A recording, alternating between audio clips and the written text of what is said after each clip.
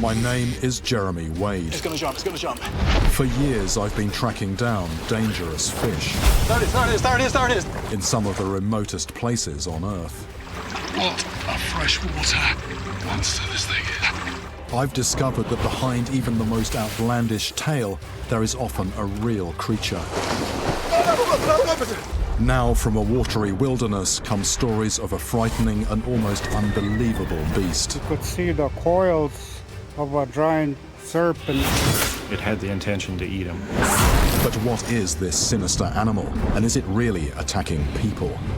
It's time to find the truth about Canada's mysterious lake monster.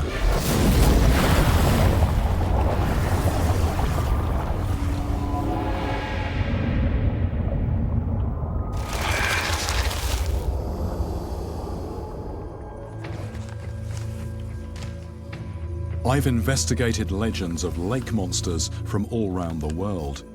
Typically, the stories are tied to a single body of water, such as Loch Ness.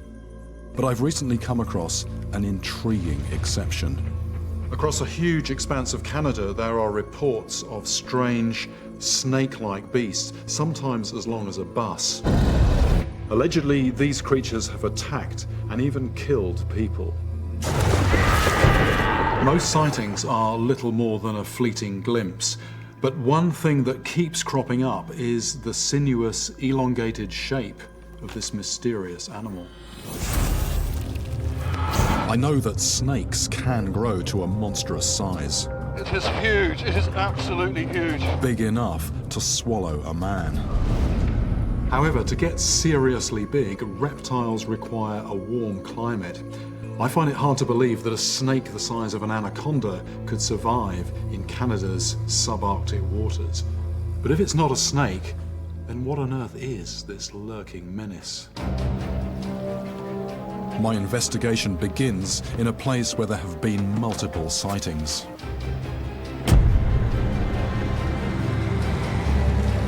Eagle Lake lies deep in Canada's wilderness. The best way to get there is by air. Incredibly, the province of Ontario holds more than a third of the world's fresh water. Eagle Lake alone covers an area more than 4 times the size of Manhattan. These valleys were carved out by the glaciers which once smothered this region. When the glaciers retreated, they left behind thousands of deep icy lakes, plenty of space to hide a monster.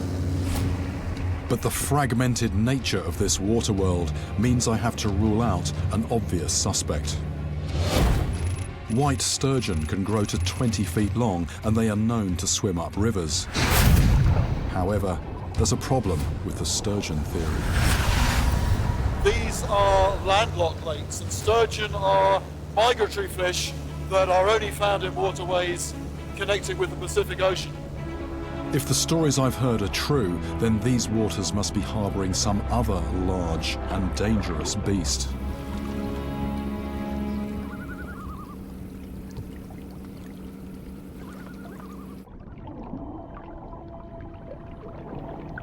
This place really does have quite a mysterious feel to it. We tend to think of lakes as large, open expanses of water, but this lake is anything but. And we've now entered this creek that is just winding away as far as I can see, and this connects to another open area, and it's very easy here to lose your sense of direction. You know, it's a bit of a maze, a bit of a labyrinth.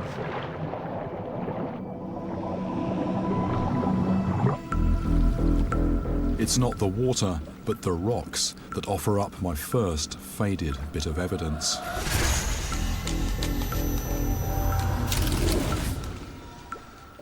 Just come across these rock paintings on this cliff face. This one here, clearly a person holding what looks like a spear in one hand.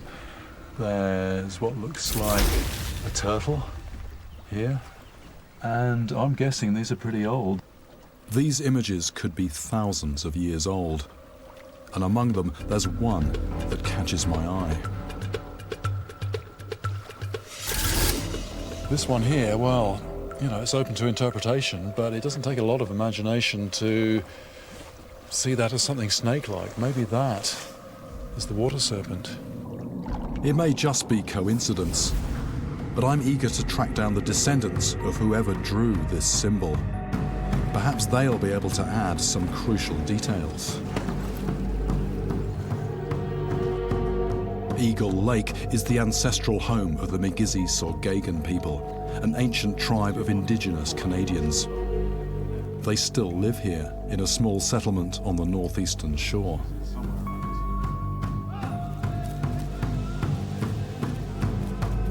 I need to tread carefully, though. I've been told they may be reluctant to speak to outsiders about unusual sightings. But tribal elder Robert Kelly is willing to talk. That serpent,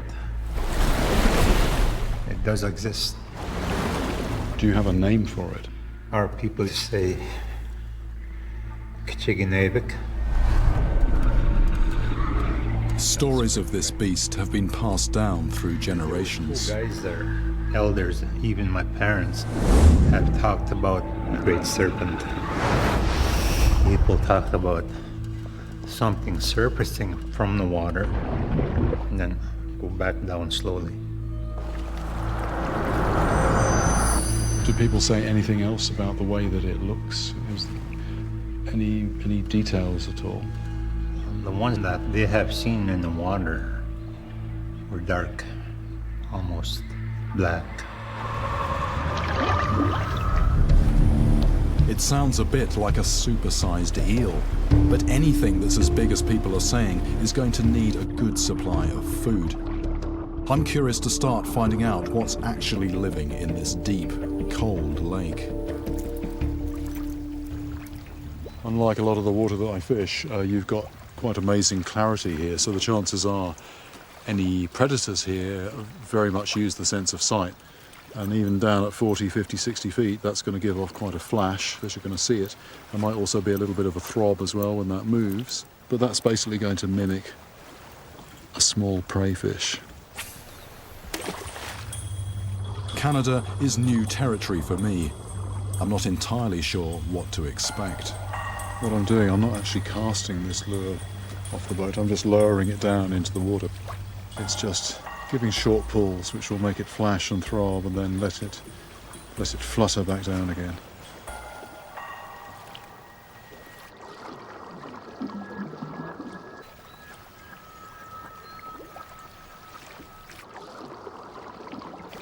I'm using a little bit of gadgetry to help me see what's in the water. There are solid lines above the bottom, which is some kind of fish, but until I get it on the hook, I don't know what it is. Ooh. Yes, yes, yes, yes, yes, yes, yes!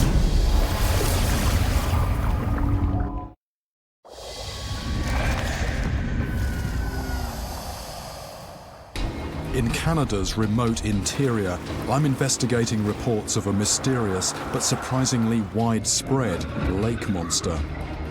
The indigenous people describe it as big, black, and snake-like.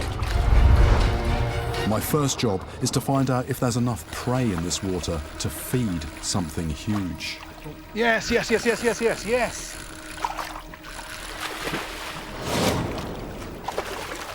Ah! Well, this is a lake trout, a predator in its own right. It took a spoon that was mimicking a small fish, so that's a big predator's mouth full of teeth. But it's the lake trout's exceptionally high fat content that interests me. It wouldn't take many of these smaller predators to sustain a monster. And as I continue to fish, the lake trout keep biting. Well, I think the conclusion's pretty clear. The water down here is just teeming with fatty, nutritious fish, a perfect bite-sized morsel for any larger predator that might be down there.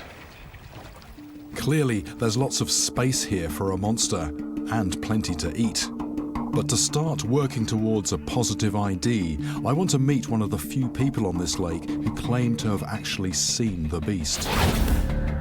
with their own eyes. When I eventually track him down, though, Leonard Sky seems wary of saying too much. Like, I mean, when we see something, we don't really go and broadcast it all over the place. You'd be deemed a lunatic if you do. It takes a while for Leonard to come round and tell me about his strange encounter. We were going across the lake in a boat with my clients. One of the fishermen then spots something odd in the water.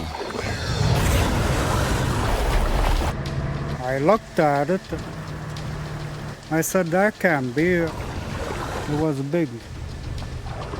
Like an overturned boat, about 20 feet or so. So we went in to investigate it, and that thing sank. And then we turned on our sonar, and there was nothing there. It just disappeared. Leonard has spent decades on this lake, but what he saw that day was unlike anything he'd seen before. To him, it was Kachiganabik, the Eagle Lake serpent. To me, it's totally perplexing. So whereabouts on the lake did you see this? Right in front, way over there, where the sun is shining on the far horizon, called Spirit Rock. For the Magizi-Sorgagan people, Spirit Rock is a sacred place. People are not supposed to point towards the rock. Is that because people respect the place? I respect for the spirit that's there. It's said the spirit can be placated with an offering of tobacco. But even so, anyone who goes near the rock does so at their own risk. If it really is the lair of a large unknown creature, then I intend to find out. Predators will often stake out the deep water alongside a drop-off, so islands can be ideal ambush spots. I'm wondering if Leonard's monster vanished into a cave, but this isn't something I can find out with a rod and line. I'm reckoning my best chance of seeing what's down there is actually getting in the water myself, but I have to say I'm more than a little daunted because the visibility is actually not that great, and if there is something down there, I'm not going to see it until I'm pretty much on top of it. In winter, this lake is entombed in a foot of ice. But even in the summer, getting in the water is a bone-chilling experience.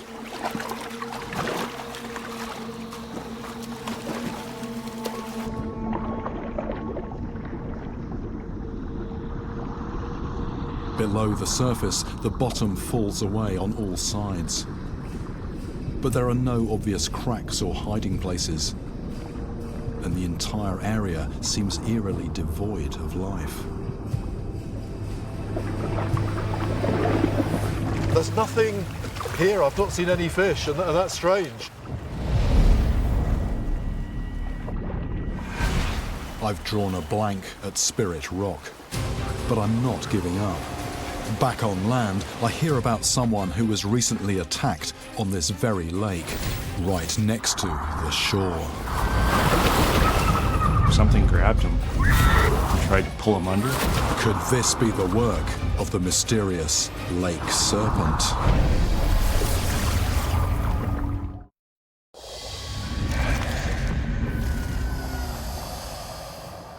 On Canada's Eagle Lake, I'm trying to identify an elusive snake-like beast that people here call Kachiganabik.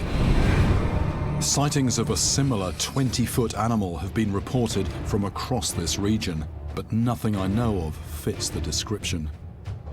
Now I've heard of a recent attack on a human.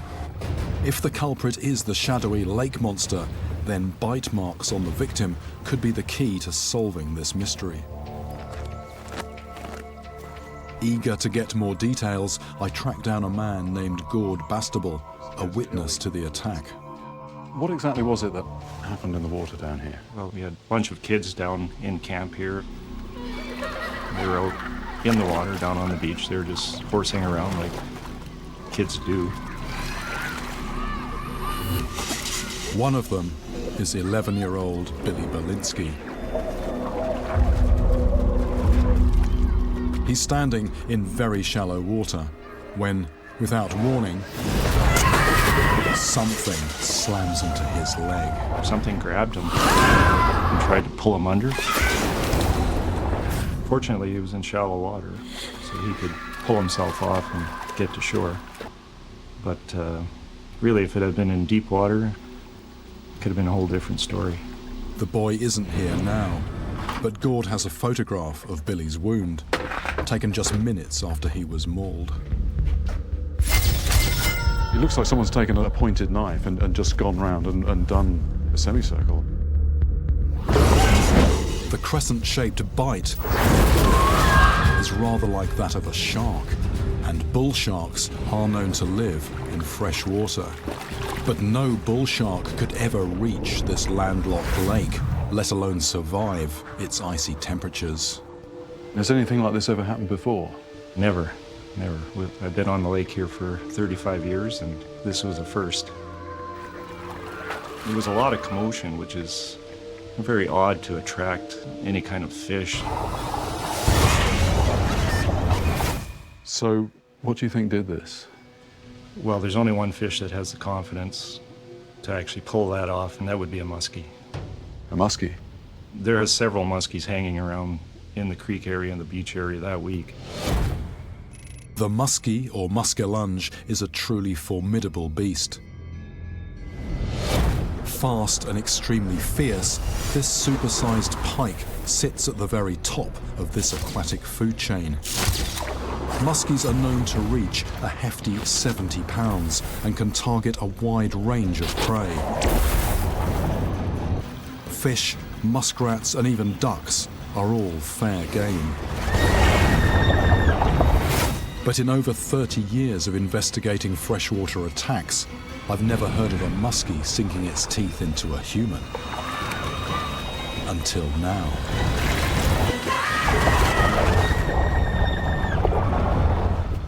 Can it really be true? I need more evidence. A bit of digging soon turns up another, even bloodier account of a muskie attack. There was a couple out canoeing.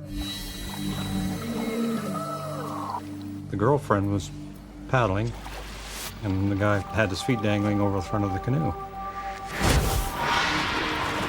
All of a sudden, something come up and grabbed his foot.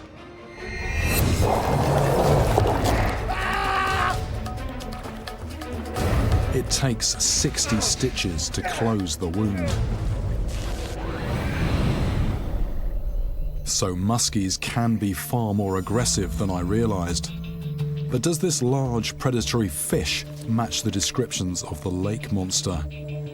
There are certainly some intriguing parallels. For a start, the muskie has an elongated and somewhat reptilian appearance. More tellingly perhaps, its range correlates very closely with lake serpent sightings. And finally, the muskie has been observed lifting its head above the water in a very unfish-like way. A behavior that's also been reported for the supposed lake serpent. Things are starting to come together, but the only thing that really doesn't compute is size. Muskies don't grow as big as these creatures that people say they are seeing. From talking to locals, I learn of a huge jawbone, supposedly from one of the biggest muskies ever found. It's kept in a small fishing lodge close to where it was discovered. I'm hoping there's enough of it left to deduce the full size of the animal it came from. This is the lower jaw of one of the biggest muskies ever recorded. It was found washed up at the water's edge near here. The first thing that strikes me is just the size and the sharpness of those teeth.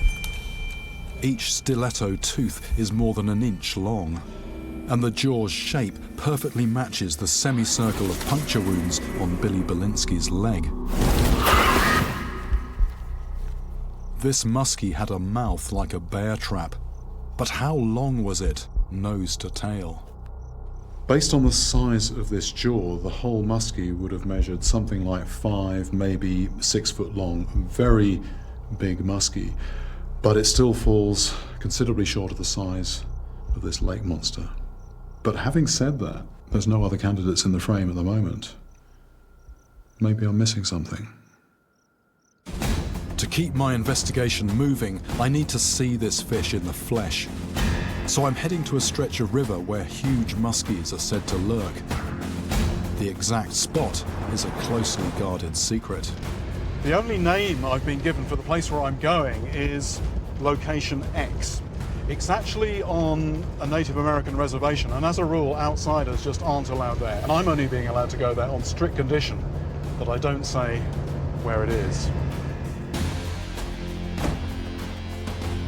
This is as far as I can go in this. From here on in, my guide is taking me off the grid.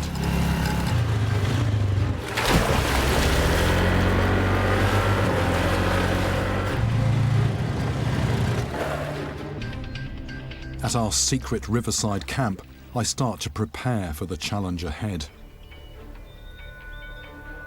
Muskies are notoriously hard to catch. Not for nothing are they known to anglers as the fish of 10,000 casts. Some have spent an entire lifetime in pursuit of a single monstrous specimen. My time, however, is more limited. So the gear I choose is going to be critical. So how do I tempt a muskie? Well, what I know about them is that they hunt very much using their sense of sight, but they've also got this lateral line organ that picks up vibrations in the water. So I'm thinking lures that have got a lot of flash and movement to them, but also lures that are going to make a lot of noise in the water. With a bit of luck, I'll get to a point where I put something in front of them that triggers their predatory response. To have any chance of success, I also need to think like a muskie. The muskie are going to be tight to the bank, out of the main flow. It's where the small fish are going to be, it's where they are going to conserve energy, so cast as close to the bank as I can get them. If anything's going to bring a fish, that's going to be the tactic.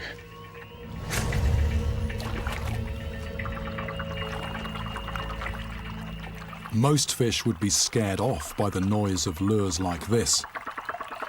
But muskies are fearless predators that are just as likely to investigate a disturbance in the water.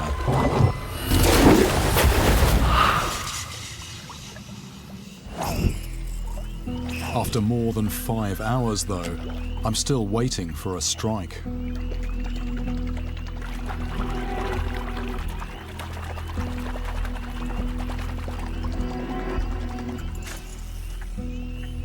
This is absolutely perfect time of day for predators to be on the prowl, but I've not felt anything on the line, but I have felt every cast the throbbing of the lures, and I can be pretty certain that the fish down there have felt that as well.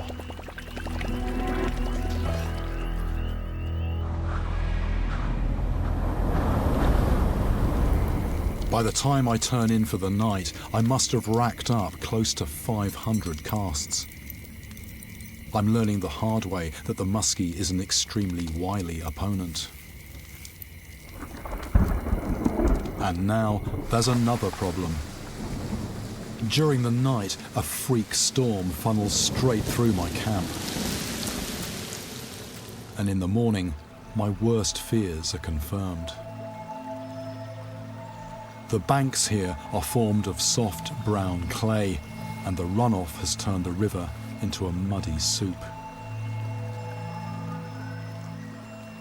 The water level's come up, it's still coming up, and the visibility has gone down from about 2 feet to about 2 inches. And for a predator that feeds largely using vision, that's not a good sign.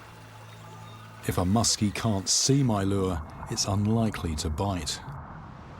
This is an intensely frustrating situation. One of the components of my limited access here is limited time. I've got 3 days, The thing is, that's at least how long it's going to take for this water to clear. So really, you know, I have no other alternative but to pack everything up and try and find somewhere else. Big muskies are few and far between, so this is a serious blow to my investigation. But my guide tells me there is one other place I can try. Rowan Lake is as deep as it is remote. Maybe this is where I'll find a giant, and with it perhaps the missing clue I'm looking for, a way to make sense of all those unexplained sightings. This place is a real wilderness. It's probably true to say that nobody has ever set foot on a lot of this land. Unaffected by the recent storm, the lake's crystal clear waters look ideal for a muskie hunt. This is beautifully clear water. I can see the bait very distinctly, but I'm not looking at the lure so much as the space behind it, about 3, 4, 5 foot behind, to see if there's something following it. Though ferocious, muskies are also cunning. Before hitting a lure, they'll often stalk it, sometimes right up to the boat. So every time the lure comes in, I keep it circling in the water for several moments before lifting it out. And most times there's just nothing there, but once in a while you lock onto the shape of a fish. I'm now well past 1,000 casts and still waiting for a lucky break. Ah, yes! That's a fish. That's a fish. Yes, yes, yes!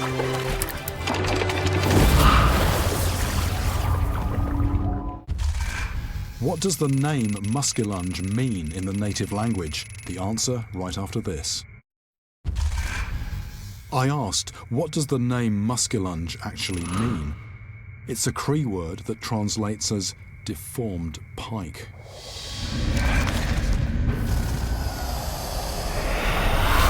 On a remote Canadian lake, I'm on the hunt for a giant muskie.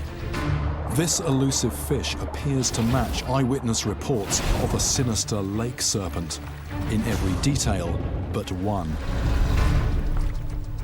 Lengthwise, it falls far short of the 20-foot beast that people say they've seen here. Ah, yes! But maybe the fish on my line will provide the missing piece of this puzzle. It's a toothy predator, though not yet the one I'm after. This could be a good sign. The pike are feeding. But to be honest, the fish that I'm after could inhale this in one mouthful. The northern pike is a fast, aggressive predator.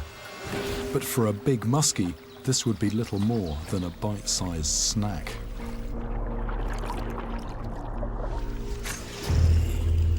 As the hours pass, I try every conceivable combination of lure and location. I think there's a pike on. Here we go. I'm having absolutely no problem attracting pike. Another pike. But its bigger, uglier brother is nowhere to be seen. Another pike. It's a pike again. I catch pike after pike. It's a struggle to stay focused. And then, to compound my frustration, I'm impaled by my own hook. I'll just take it. Yeah, that's good.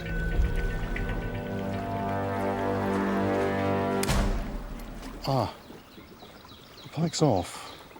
I hooked myself. The best hook up all day, myself. I got off lightly. The good thing was that that pike actually came off. It wasn't attached to my arm and flapping around. Well, if that had been a muskie, and if that had stayed attached rather than unhooking itself, I could be in a lot more trouble.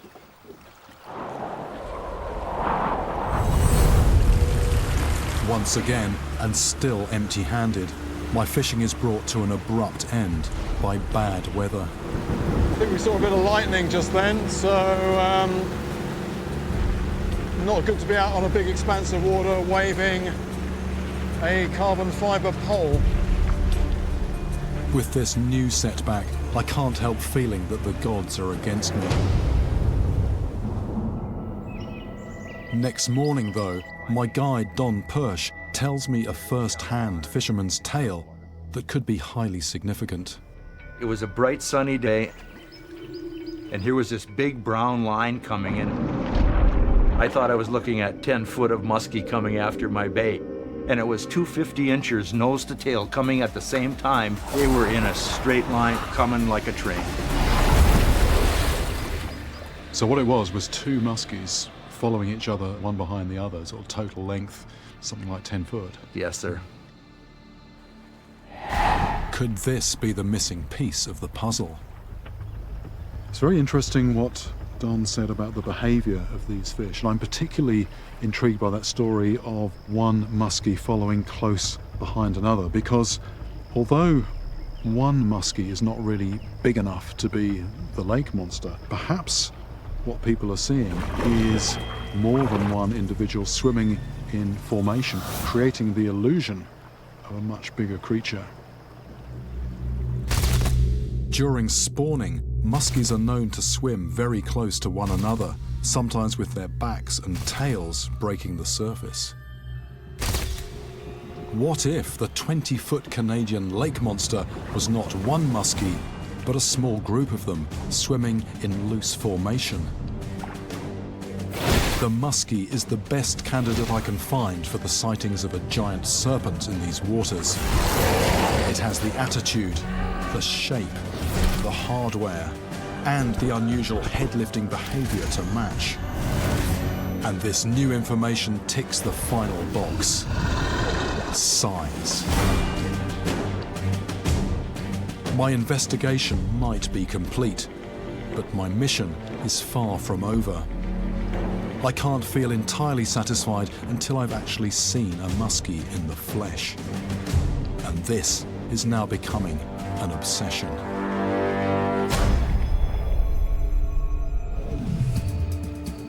For 5 more days, I fish around the clock. But now, not even the pike are biting. No response here, time to move on again. My muskie hunt is now really taking its toll. My hands and arms are sore, my eyes are aching, and most disturbing of all, I can feel my confidence ebbing away. I knew that it was going to be hard, so I was prepared for lots of effort, for no reward or even sort of glimpse of a fish. But apparently this is, even for muskie fishing, this is slow, this is difficult.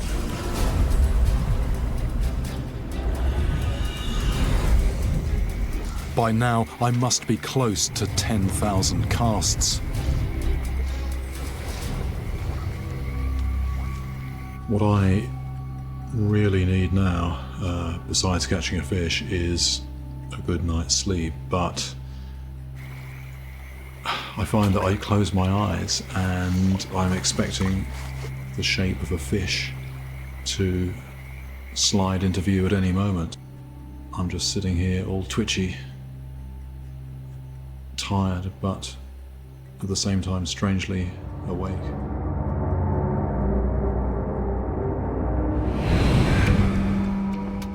If I'm going to win this battle, I've got no choice but to get back out there and keep working the water.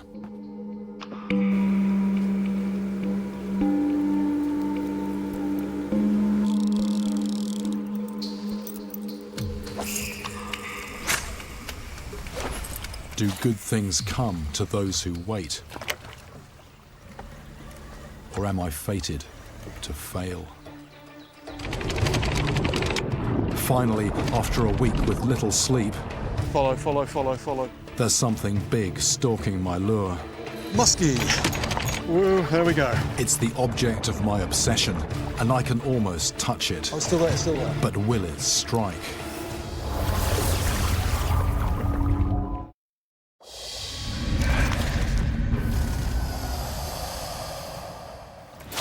In the Canadian wilderness, I'm going all out for a muskie. Follow, follow, follow, follow, follow, follow, follow. And I finally got one in my sights. Muskie. Whoa, there we go. Big fish, Jeremy. It's tantalizingly close. Oh, still there, still there. Then it simply vanishes. Sake.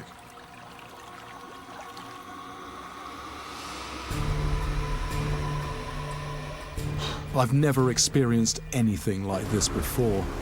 I feel I'm being taunted. The frustration level is getting pretty well off the scale. To see a fish that far behind your lure and then it doesn't take it is just, and you can't do anything about it. All you can do is try again and again. How many times? The days are running together. More muskies follow my lures, but the strike I'm so desperate for never comes. In just a few more weeks, this lake will freeze and it'll be game over. I'm at my wit's end. Perhaps it's time to invoke the spirits. You know, sometimes when anglers are struggling to find any kind of logical reason why things might improve, we fall back on superstition, in which case this here is absolutely right on cue. I take this as a sign. But of what? Something tells me I should go back to Spirit Rock. It's not a known muskie spot, but I've got something else on my mind. I feel I've lost belief in myself as an angler, and I need to get it back. Because it is such a sacred place, I've brought tobacco with me to make an offering to the spirit.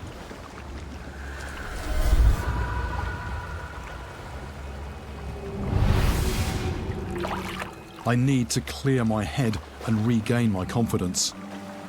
I just need to catch a fish. Anything will do. So I'm going right back to basics. A thin line, a lightweight rod, and a small hook.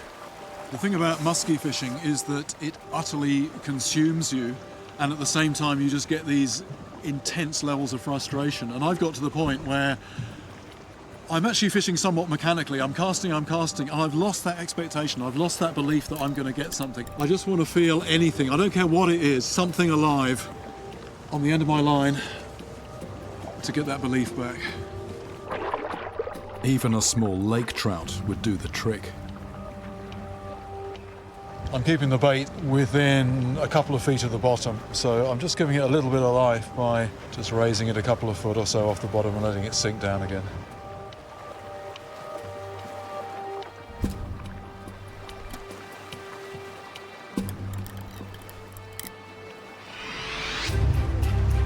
Oh yes, that's a fish.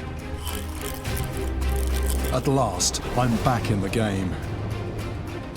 I think it's coming up. I think it is coming up. Yeah, I can feel it. It's coming. But my rod is buckling under the strain. This is no lake trout. I've hooked a huge muskie with totally the wrong gear.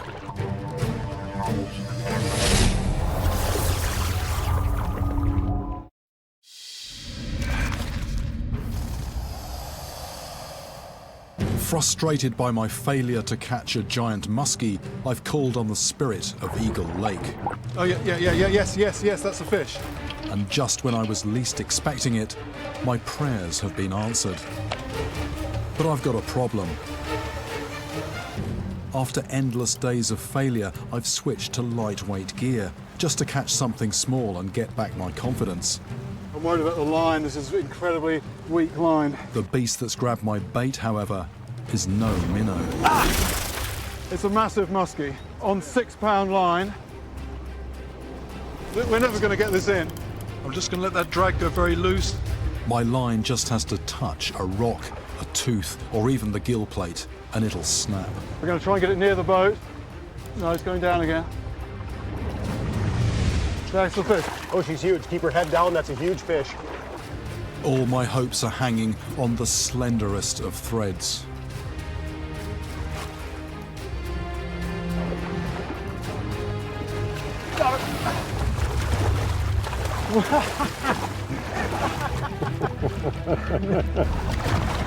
This is the monster from Spirit Rock. It's a big muskie. 6-pound line, tiny bait, sacred site, made the tobacco offering. That has to rank as one of the most extraordinary catches of my life. We have got a muskie. I must have made over 13,000 casts, and it's only when I stop trying to catch one that a muskie finally bites. That's the hook. That's the line. Look at that line, it's like cotton. And that was just in the corner of the mouth. That line, well, that's what happens to that line and teeth. That was me, my teeth. It's 4 feet long and then some. By any standards, a very big muskie. Here we go, fish of 10,000 casts, big old muskie. And just looking at it, you can tell it's the supreme predator. It just has this attitude problem. It's the absolute top predator of these waters, and it knows it. This fish is a very impressive beast. Back in the water. But just imagine 3 or 4 of them at the surface, swimming in a tight-knit group. You could be forgiven for thinking you'd seen the lake serpent. I'm actually still trying to take that in. I mean, who would have thought that things would have turned out this way to catch a fish like that in circumstances like this? They did say that this rock was the home of a monster. Turns out they were absolutely right.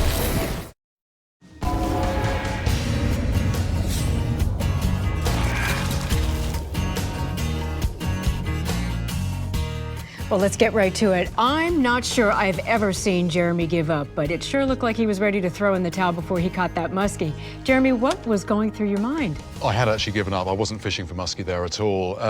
Fishing, there always is this element of luck, this random element, and sometimes nothing is going your way, and that was what had happened there. I've just been fishing, nothing at all.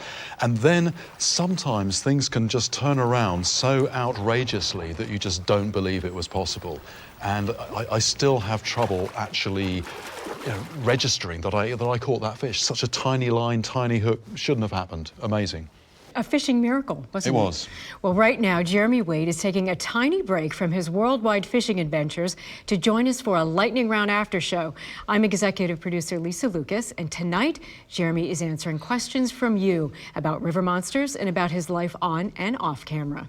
Plus, we're showcasing photos of your monster catches at the bottom of the screen. So send us your best fishing shot using the hashtag ReelMonster, that's REEL Monster, on Twitter, Facebook, and Instagram right now. Okay, Jeremy, let's take a look at your first viewer question. Ooh, and I hope I don't mess this up. Strahina G asks, you've been fishing all around the world, but which place that you've never been to before would you most like to go fishing? Where would you like to be fishing? At this point, going into season 7, we have this incredible geographical spread. One place we've never been to is China. I would love to go to China. There is an amazing fish that lives there. It's called, I believe it's a Chinese seerfish. Now, the trouble is, we have to go somewhere where there is a realistic chance of getting something in a 2.5-week period. Now, these river monsters, they're getting harder and harder to find everywhere in the world. And in China, unfortunately, I do not think there's a realistic chance of catching anything in the time that we have available. So for the time being, China is off the map. Not even Jeremy Wade can catch it. Hard to believe. Let's get a question. Joshua K asks, if you discovered a new species, what would you name it? I think what he's thinking about there is a Latin name, a scientific name. It would depend on what the fish was, what it looked like. But what I would really like to do there is, I'd try to get a scientific name that is longer than the current longest scientific name, which I believe is Diphyllobothrium latum. It's a type of parasitic worm. I would like to name something. A little worm with a big name. Exactly. Yeah, exactly. I'd go away and I'd think about it for a few weeks and come out with something even longer than that. Even longer? Okay. Well, right now you're probably curious about the number in the corner of the screen. We're counting down to the premiere of 100 Miles from Nowhere, about 3 guys who, much like Jeremy, are extraordinary adventurers. In fact, since no cameraman dares to follow them, they shoot everything themselves. But that's coming up in a few minutes. And right now, we've got Jeremy in the hot seat, so let's get to another question. Ryan M. asks, Dear Jeremy, any chance you need a personal assistant? I would totally take a fish to the chest for you, and I make good tea. Cheers. Well, there's an offer. And I think fish to the chest is the arapaima. So Do you need a personal assistant? Making good tea is a good start. As a rule, I don't need an assistant, but in that one instance of flying arapaima being around, definitely someone to get in the way at that point. Yeah. Take a flying fish for you. Well, here's one from Gabriella. She's asking, what was the strangest meal or concoction you have ever had with a native? I think she wants to know what's the weirdest food you've eaten. I've eaten bugs, insects on a few occasions, fried locusts, fried in their own fat, palm grubs in the Amazon. They're little sort of maggoty things. What, do they taste like chicken? But no, they don't. They taste of coconut oil because they live in a sort of like a small coconut thing. They're actually very tasty, and I've eaten a larger version of those, which are about the size of your thumb, in Guyana, and that was fairly horrible. It's a sort of maggoty texture. I mean, very proteinaceous, but a slight sort of smell of excrement about it, which I didn't like. God, so you like protein, but not when it tastes like maggot. Yeah, Okay. Just hold your nose for that one. Okay, Yeah. okay. Well, most people don't realize that the vast majority of what's filmed for river monsters never gets seen. Check out an epic struggle that didn't make it into tonight's episode. This is Sophie the dog. She lives on a lake in Ontario. Looks like you can catch fish, Jeremy, but you can't catch a dog. I think What's happening? she's got my shoe, I think, and we can't go out on the lake until I get my shoe back. Ah, Sophie. Okay, we've got another question. A Carrie 99 is asking, do you give yourself a time limit for filming, or do you always just stay until mission accomplished? Interesting. People are thinking, the program is an hour long. That normally takes us about 2.5, 3 weeks to film. Of that, generally just 4 or 5 days of fishing. It might be 9 or 10 sometimes. And we have to get the fish. If we don't get the fish, we haven't got the program. The great thing about having limited time is it concentrates your mind. And so I am really focused. I'm fishing effectively. I'm not just throwing a line out at random and sitting back. There is pressure, and that is a good thing. Sometimes we run over. Occasionally we have to go back. Normally we do it in the time. Keely F is asking, do you ever get frustrated by your fame or become annoyed with fans? Why would I get frustrated? No, if you're making television, you want people to watch what you're making. If they don't watch it, I've got to go and find another job, which is probably going to be less interesting. So I'm sure it will be. I'm delighted that people watch. Why would I be otherwise? Well, speaking of fans, I think we have a picture of you preparing to go shopping. Yeah, there you are. There you are. That's you under there, isn't it? That is actually me. So you wear that to go shopping? I did on that occasion. This was filming last year in the US, and we actually went into a supermarket to buy batteries, and somebody spotted me, and I couldn't get away for about 20 minutes or half an hour taking pictures, which was great, but we're in the middle of a busy day, so they bought that wig and that fake beard and said, next time we go shopping, you're wearing that. Right, so batteries take 5 minutes instead of 20. I get it. Jeremy does get recognized, especially in the US, but I know in some places people have no idea who Jeremy is or that a film production is even going on. And here's evidence of that. Tell me, Jeremy, what is the story behind this horrible looking thing? This is not the real thing, I have to say. This is a prop. This is from this reconstruction here. There was a story of somebody getting swallowed by a giant catfish. And we filmed this in a fish market in Guyana. And we told the people, obviously, who are our actors and the people in the immediate surroundings, but some people who were slightly further away. There was a woman who understandably freaked out. She thought that was real, got on the phone. The next thing we knew, we had a local news crew. They got there before the police, and we had to explain to everybody, this is not a real event, and they went away slightly disappointed.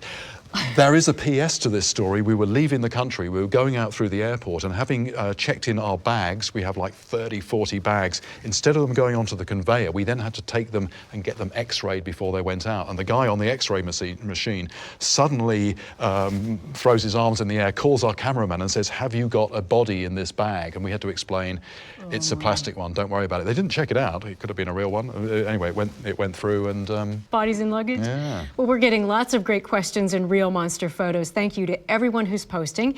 Next, Nancy M is asking, when did you become so hot? With a little wink, when did you become so hot? on the programs, my co-stars are fish which are pretty hideous on the whole. So by default, you're the hottest one on the screen. Anybody's going to look good next to, say, a goonch catfish. So if you're a man and you want to look good, an inflatable goonch catfish. Something ugly next to you. Exactly. Okay. I get it. I get it. So I believe we did some sort of a bit of a promo shoot a while ago. And the thing is, if you're doing this kind of thing here, you know, there's that's pretty. Yeah, that's kind of GQ Jeremy. You know, that is just nice. That's not a snap. Somebody's taken all day to shoot that. Somebody sits down on a Photoshop machine, whatever they call them, for a whole day. Well, Stuart H. has a question.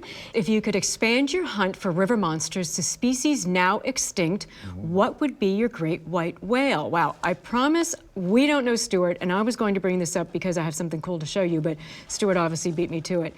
Jeremy is definitely going after some prehistoric beasts in Monster Week at the end of May. And here we go. Yeah, these are some of the highlights from that. You'll have to watch that show to see the beasts that we featured. Impressive beasts. Some horrendous stuff.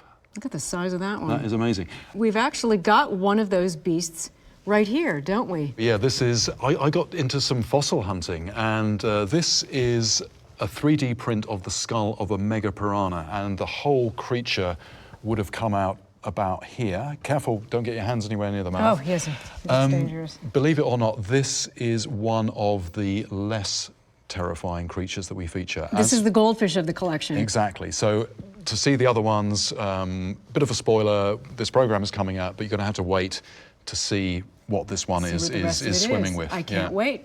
Well, it's hard to top every season of River Monsters, but I can tell you this season, Jeremy does some things he's never dared to do before, and you're not going to want to miss it. Jeremy, thanks so much for joining us. It's been a lot of fun. Thanks.